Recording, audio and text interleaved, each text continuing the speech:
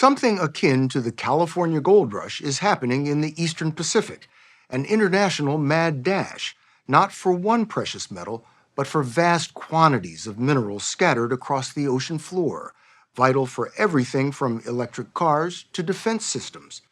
To avoid a free-for-all, 168 countries, including China, have signed on to the United Nations Law of the Sea, a treaty that divvies up the international seabed. Conspicuously absent is the United States, kept out of the race by a group of Republican senators who say the treaty undermines American power. Despite efforts by 5 presidents, ratifying the treaty has hit a wall in the Senate year after year. With seabed mining set to begin next year, China is in place to dominate it.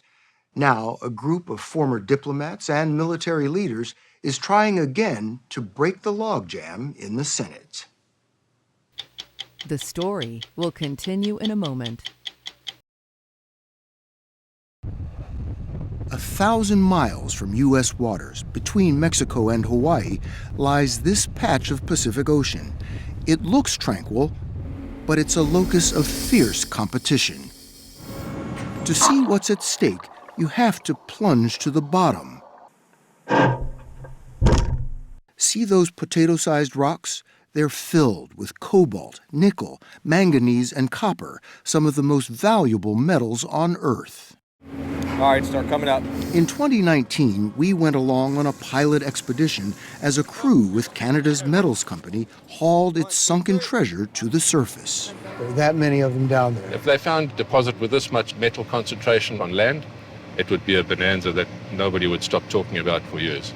Today, the race is on for the estimated trillions of dollars of strategic minerals on the ocean floor, vital for next-generation electronics. Countries that ratified the Law of the Sea Treaty now are testing giant robots that vacuum the minerals from the sea floor. Yeah, nodules. They're carving up and laying claim to parcels on the seabed covered with rich balls of ore. China has 5 sites, 90,000 square miles, the most of any country. The United States, none, blocked from even putting a toe in the water by its refusal to ratify the treaty. We are not only not at the table, but we're off the field. The United States probably has got the most to gain of any country in the world if it were party to the Law of the Sea Convention. And conversely, we actually probably have the most to lose by not being part of it. John Bellinger is a partner at the D.C. law firm Arnold & Porter. In 2012, he testified in favor of the treaty at Senate hearings as a former legal advisor to George W. Bush. He told us Bush was no fan of UN treaties, but he supported this one, not only for codifying access to the deep seabed, but also for safeguarding the free navigation of U.S. ships around the world. Bellinger told us support was so broad in 2012, he thought it would be a slam dunk. President George W. Bush is in favor. That's right. U.S. intelligence? Yes. Military? Yes. Major business groups? Big oil? Yes. And environmental groups as well. Hard to find any treaty or probably any piece of legislation that has such broad support. Yet it failed. The Conservative Heritage Foundation convinced 34 Republican senators to turn thumbs down, saying it would subjugate the United States to the UN. My problem is with sovereignty. The Law of the Sea was sunk. It surprised me that a number of senators would tell us in the government, we know better than you. We know better than our U.S. military. We know better than U.S. business. Does the American position make any sense to you? It honestly does not. The opposition was not on national security reasons or on business reasons. It, to me, seemed just a reflexive ideological opposition to joining the treaty. Since 2012, while repeated attempts to ratify the treaty have failed, China has made deep-sea mining a national priority. It already has a near monopoly of the critical minerals on land. Now it's set to lock up the bounty on the seafloor. Ambassador John Negroponte, a former director of national intelligence in the Bush administration, told us China's aggressive actions should be setting off alarms. What's changed since 2012? The People's Republic of China and its more assertive behavior on the international scene, particularly in the South China Sea. And then with respect to deep seabed mining, they're eating our lunch. They've got access to 5 sites. Right now we have access to none. John Negroponte is one of a number of senior Republicans urging the Senate to reconsider and ratify the treaty. If it doesn't, the U.S. can't get a license from the UN-backed International Seabed Authority to mine the ocean bottom. It won't have a say in drafting environmental rules for mining the deep. Absent the U.S., China is the heavyweight in the room.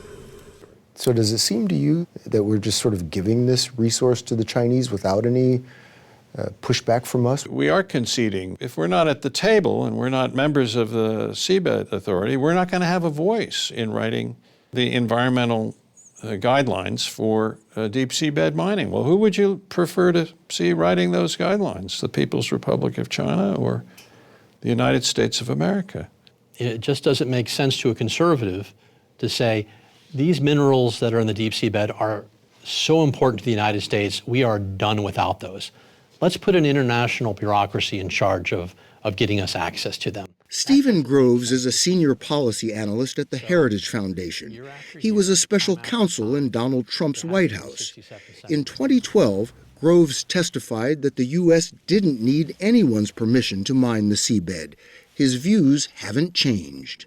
And what businessman in their right mind said, I'm going to invest tens of billions of dollars into a company that I will then have to go and ask permission from an international organization to engage in deep seabed mining. But no general counsel, no board of a company, if faced with a clear right under a treaty that says you can go and do this, or taking an action that's flatly contrary to the treaty, of course, the companies are going to say, I want to take the clearly lawful route before I invest billions of dollars. Lawyer John Bellinger told us U.S. companies interested in mining the seabed want the legal guarantees of the treaty. But even as other countries move ahead, Stephen Groves insists American companies are staying away not because the U.S. hasn't ratified a treaty, but because deep-sea mining isn't viable. If China wants to go and think that it's economically feasible to drag those nodules up to the surface and process them, let them do it. The United States has decided to stay out of the game. The one U.S. company that had rights to the deep seabed got out of the game. That's Lockheed Martin. U.S. companies will tell you it's because there's uncertainty. What U.S. companies? Lockheed. Lockheed is out of the game. Lockheed will tell you that their investors, their counsel, all say, if we don't have this treaty, we're not getting into this. They're already out of it. They quit. Because we are not supporting them in any way. That's a business decision they made. Lockheed Martin has not quit. The defense giant had rights to 4 Pacific seabed sites.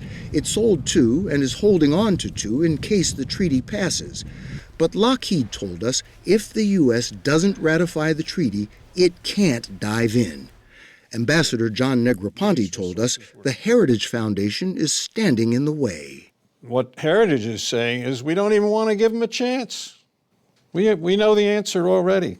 And I think that's sort of hypothetical thinking. The pragmatic approach would be to say, okay, let us have access and see what happens.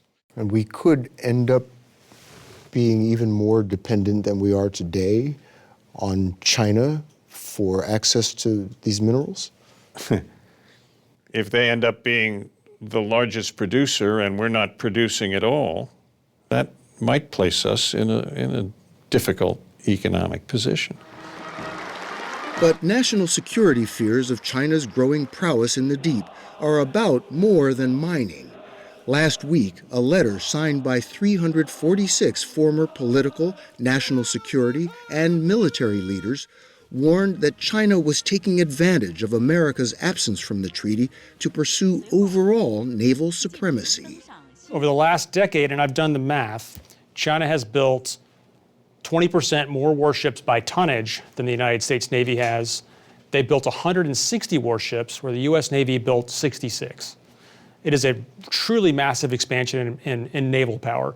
Thomas Shugart is a former U.S. Navy submarine warfare officer and a senior fellow at the Center for a New American Security. He told us China is flexing its maritime muscle by claiming the South China Sea as its private ocean. It has challenged the treaty's navigation laws that ensure safe passage by harassing passing ships, including the U.S. Navy. It has fired water cannons at its neighbors, caused collisions, even flashed a military-grade laser at ships. Stephen Groves at the Heritage Foundation says that's why the treaty is meaningless. It's China who is a party to the treaty who doesn't obey the rules of the road. They're the ones getting into near collisions with U.S. Vessels in the South China Sea. The United States respects and adheres to international law. It is the Chinese who are the scofflaws here. And the idea that the U.S. joining the treaty would somehow change that Chinese behavior has no basis in reality. Every time the U.S. points at them and says, you're violating the law, they very quickly turn back and say, well, you're not a signatory, so what do you have to say about it? We are in a messaging contest and an effort to win hearts and minds all over the world against what is clearly our greatest strategic competitor. Former submarine captain Thomas Shugart told us being outside the treaty undercuts American credibility, while China is laser-focused on building its maritime power. He told us China's deep-sea miners have a second mission, collecting information for the Chinese military. The technology that these companies use to mine the seabed, do they also have a military application? Absolutely. If you're going to find submarines in the ocean, you need to know what the bottom looks like. You need to know what the temperature is. You need to know what the salinity is. If China is using civilian vessels to sort of on the sly do those surveys, then that could improve their ability to find U.S. and allied submarines over time as they better understand that undersea environment. Back in D.C., Ambassador Negroponte's group is lobbying the Republican holdouts. We decided to call the senators who torpedoed the treaty in 2012 to see if anything had changed. We found their opposition as strong as ever. With the U.S. Senate locked in stalemate, China is forging ahead.